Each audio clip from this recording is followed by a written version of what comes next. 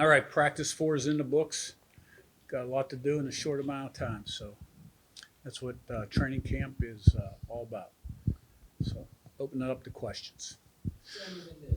Coach, on the first 3 practices you've seen tape on, what have been your takeaways out of week 1?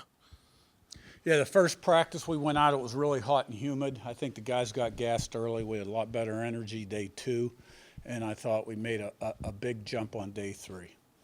So that's the key to the drill. Get better, every single day, improve more. More guys doing their job consistently, doing things that winning football teams do. Understanding also that we're installing a lot of new stuff that for the young guys, is a little bit of an overload. So. You've had a few true freshmen kind of in recent years make the jump kind of into prominent roles. Is the biggest obstacle for those guys the physical nature of the jump, or the mental hurdles you mentioned, kind of overloading them with the install and things like that? What's kind of the biggest obstacle they need to overcome to kind of earn prominence? True freshmen, a little bit of both. When they graduate and they're seniors or fifth-year seniors, their body's going to look a lot different. But I guess the main thing would be maturity level and being able to handle all the things, especially when school starts. Handling success, failure, being consistent, having good habits, not getting caught up, in things that freshmen get caught up in. So we got a couple freshmen doing fairly well, but, let's see where we're at. I guess to follow up on that, especially with the December signing window, it seems like so many more of those guys are coming in mid-year. Like 10 years ago, maybe you'd have a small handful. Now it feels like more than half a class usually enrolls mid-year. What's changed about both maybe the way you see freshmen go through that process when so many more of them have that spring season first, and what changes maybe about the way you, I don't want to say project, but approach a freshman when you know that a lot more of these guys are going to be with you for 9 months before their first season? Yeah, right. Well, we want to take the best available whenever they can enroll, because you really don't count on freshmen helping your team. That doesn't mean that they won't. Some won't.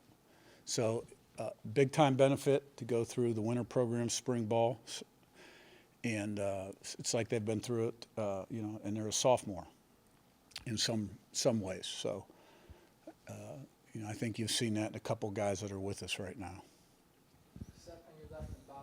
Curt, you talked about the offensive line last week, but Carter Smith specifically, just how much development have you seen from him since you came in the door here? And, how good of a player can he become?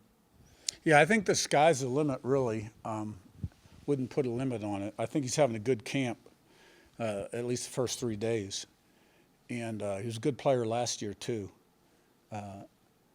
But, guys normally improve from their freshman year to sophomore to junior to senior. I think you're seeing that with him. So he's got a lot of talent. He's a great kid, high character guy. Be a good leader on this team also. So looking for him to have a big year for us. Curt, you've talked about improving rather than just sustaining. How do you do that? How do you get that much better when you got a team coming off 11-2 and a CFP? Yeah. Well, like I've said numerous times, every team, regardless of your record the year before, you got to start at ground zero in January.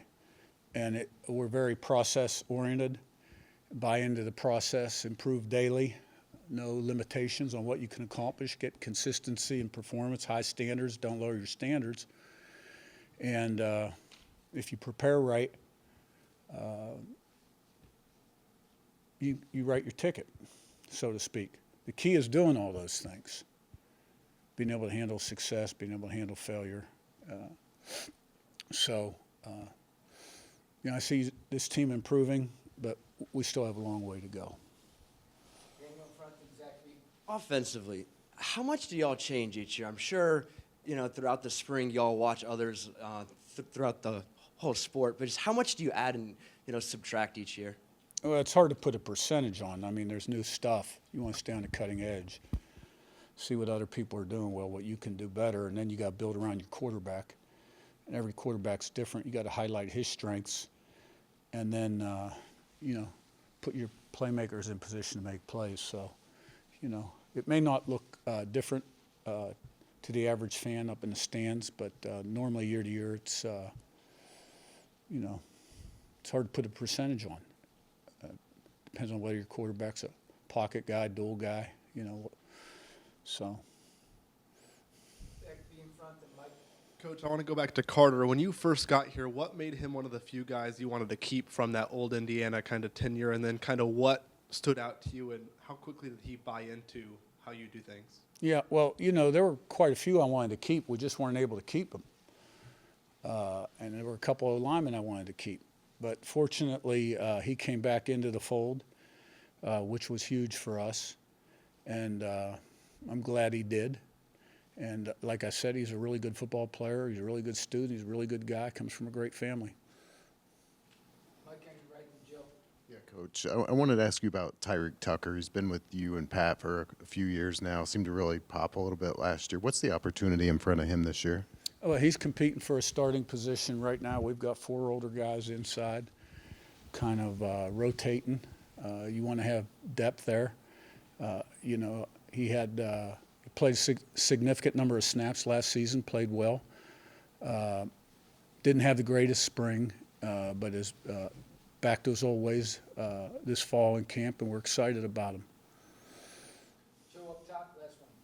You've coached Kamara now for over half a decade. This is a guy that he's aiming for sack records, saying he wants to leave his opponent's scars. I mean, what has he meant to you as both a player and person over this past, 6 years now? Kamara? Yeah. I mean, you know, the production is one thing. I've seen him come a long way as a true freshman, starting in that COVID spring. Remember, FCS didn't play in the fall, with 2 bad shoulders that both needed surgically repaired at the end of the season. That said a lot right there. And, you know, he's done a lot of great things on the field. He comes from a great family. He's a highly intelligent guy. And really all I want from him, I want to see him cut it loose every single play.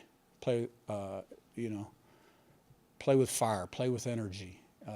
And when he does that, you know, he's a great player. All right, thanks, guys. Thanks.